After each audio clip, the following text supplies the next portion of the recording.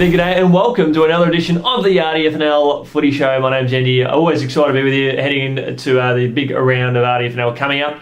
And I'm here with Tara Murray from the Star Weekly. Another exciting weekend awaits us. It is. There's a couple of matches that I'm really looking forward to seeing. We're starting to get some really good matches now as the season starts to unravel and the teams start to sort themselves out in the ladder. It is, and I look at it. You've got your top six at this stage look a clear top six. Yep. But you're going to have some of those teams starting to play each other and some of those teams at the bottom of the ladder playing each other. So you're going to see teams that haven't had many wins, like your Riddles, your Woodends, possibly getting a few more on the board the next few weeks. And then some pretty interesting matches that up the top of the ladder. So we might have someone that comes from out of the blue to finish in sixth position. Is that the way it might sort of go? At this stage, Romsey has that sixth position, and I think if they keep playing the way they can. They'd be looking at top four now, wouldn't they? You'd have to consider it the way they've started. I think the team from outside the top six at the moment that could possibly come in is Riddle. I don't think anyone can discount Riddle considering what they've done the last few years. Obviously, they've got a young side, but they're going to build as the season goes along.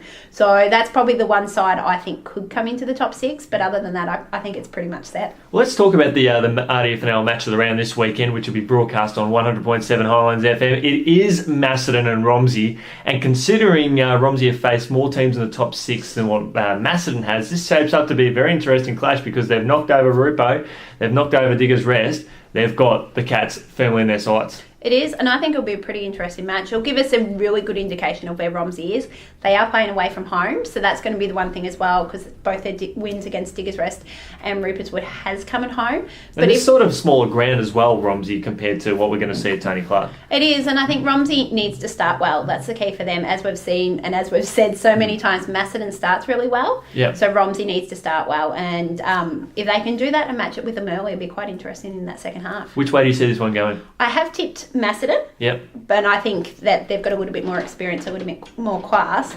But I think it will be a good match, and I think it's going to be a good day because not only if you've got a really good football match, I know we're the footy show, but talking about the netball, you've got Macedon and Romsey are the two undefeated sides in the A-grade netball, so that's going to be a really good match as well. And the beauty is the netball sort of slots in calmly around the footy, so you can watch your netball and then mosey on down to the footy and catch from the first quarter onwards. So it shapes up to be an awesome day down at Tony Clark Reserve. I think this is going to be a massive test for Macedon because they really haven't faced quality opposition inside the top six this year, and this is going to be their first genuine test. We know how good they are, but how can they match it against some of the stronger sides because they've just kept scoreboard pressure on all the time. Exactly, because they've still got to play your likes of your Sunbury Kangaroos, your Diggers Rest, so they're going to be, once they get those challenges, I think Romsey will be up there obviously with the results they've had the last few weeks. Yeah, we know how good Macedon are, but we'll see we'll just see where they're at this year because they did start last season strongly with a stronger draw in the back half of the season. So we're watching them with great interest as we turn to Diggers Rest and Lancefield. Lancefield coming off a big win. It's a good confidence boosting win for them, but geez, they've got a hard ask coming up against Diggers Rest. You get basically Broadford, which is your struggling team, against Diggers Rest, which is one of your stronger teams. So it is going to be a big challenge for the Tigers. The key for them is to start well. Mm-hmm. I know that's something they've been talking about at training and trying to focus on. They didn't do it last week and were bitterly disappointed with that. Still managed to get the win. You can't do that. You can't do that against Diggers Rest. If you let Diggers Rest go early, you won't catch them. If you're a Lancefield coach, Cam White, you're obviously hoping to win. But what's a pass mark for a result if you were to go down? I think they have to be competitive for all four quarters. They haven't played four quarters at this point. They haven't been starting well, so they need to start well and be able to play out the game. What about Wallen versus Melton Centrals? Melton Centrals, their season is slipping away so quickly, which is a shame for them because, as you mentioned earlier on in the week, they started very well. I think Centrals need to be more competitive than what they have been. They played a lot of your lower teams, had good wins. The last 2 weeks they've played against sides which will likely be in the top four. So Wallen's another team that is around that mark. They need to be really competitive because they would have been disappointed the last 2 weeks. And obviously you've got Wallen coming off the back of a loss.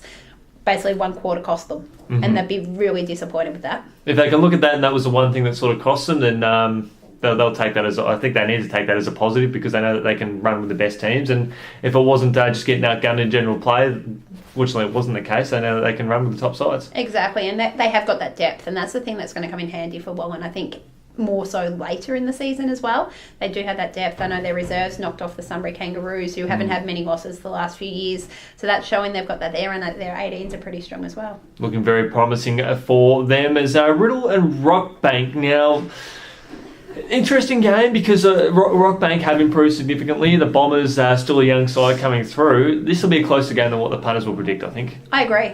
I think Rockbank... I've tipped Riddle. I think Riddle will win. Yeah. But Rockbank isn't without a chance. I think if they play well like they did some of those earlier matches against Lancefield, against Melton Centrals, they'll be really in that match. Yeah, really like the talent coming through the Bombers. Young Taylor Ford played his first game after stepping up through the juniors. He actually had 5 years off of footy and he come back and played his first senior game on the weekend, and he was outstanding on the wing, the youngster, so very much enjoyed his performance and looking to see him and others grow as well. I think for the Bombers, it's all about what they do with their forward structure. Do they throw Sonigan forward? Nolan, I'd imagine, will be available for this one. So, but as you mentioned earlier on in the week, they've got to start planning for life post Nolan. So, do they put Nolan in the ruck? It raises a whole heap of questions what they're going to do here. And then you've got to go, where do you have the Welsh boys? Because I know they've been playing a little bit forward as well. I think they're better suited to the back, and you put Sonigan forward. As you see, it worked really well on the weekend. So that'll be interesting to see how it goes. Nolan hasn't kicked a lot of bags this season either. So that was... Sonigan's bag on the weekend was the first one from a key forward. So I think if they're going to look at doing that the rest of the season, they have to keep him there. Yeah, or if you jump on the new website to catch up with the interview that we had with Ben Sonigan over the weekend, he did say that he prefers playing in the back line, and I think he can play both sides, but he likes playing the back line because he can read the play better. He can sort of set himself up better, and that's the beauty about him, but you need two of them, unfortunately. Exactly, and I know you have that at AFL level. Players find that. Michael Hurley is a classic example of that, another Bomber. So be interesting what they do with Sonigan. I think being one of the more experienced players in the lineup, they'll play where they need him. Exactly right there. Broadford versus Woodend Heskett. We know the Roos, they're improving, and the Hawks, well, barring one bad quarter on the weekend, they were on par with Riddle. Yeah, I think the Hawks will get up here and get their second win for the season. If they don't, there'll be alarm bells ringing that if they can't get over the top of Broadford. As you said, it was only one bad quarter. I think they're probably going to have a little bit more run in their legs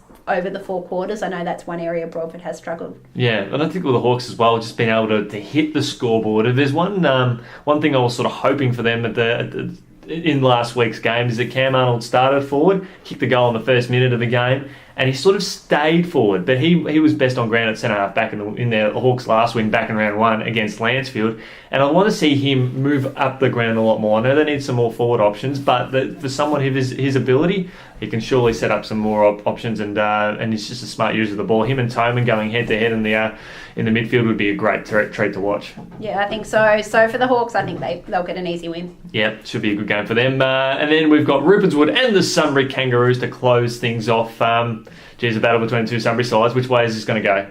It's going to be very interesting. This is the other game, besides the Masson and Romsey, this is the other game I'm really looking forward to. You've got Kangaroos who are building, and they've been playing really, really well the last few weeks, starting to really gel together. And then you've got Rupert's Wood, who I saw a couple of weeks against Riddle, aren't playing great football. They had a lot of big wins early on against those lower sides, but then against Romsey on the weekend, they were disappointing. So it's going to be really interesting how they go. Rupert's Wood need to keep improving, and they won't want to lose 2 in a row, but Sunbury is in really good form. The Sharks need a scalp here, don't they? Because they've lost to 2 sides inside the top 6, and that's going to be a big concern for them. It is, and I think they've been disappointing on both those days as well. So I think the Sharks do need a scalp against one of those top sides to say, yes, we are going to match it with them. But the one thing for them, they know they have to win at the business end of the season. There's you can only do so much during the season each year and not win finals. For them, it's focusing on later in the year. A lot of punters are predicting that it will be a Masset and Rupert's Wood grand final. So we'll see how those punters go with their tips. But for Rupert's Wood, it is about just getting these wins on the board and just get some confidence up. And if they can push towards the top 2, that'll be very, very handy for them. It is, and I think, even a top 4, I think they'd be happy if you can finish top 4. Anyone can win it from that top 4 at the moment, even probably the top 6. You look, the top 6 at the moment, Romsey's in 6th, and they've knocked off 2 teams above them. So if we're going to get that sort of final series or sort of home and away series, we'll take that any day of the week. Exactly. Tara, thanks so much for joining us this week on the RDFNL Footy Show as we're previewing the upcoming round. We look forward to catching up with you next week. Thanks for having me.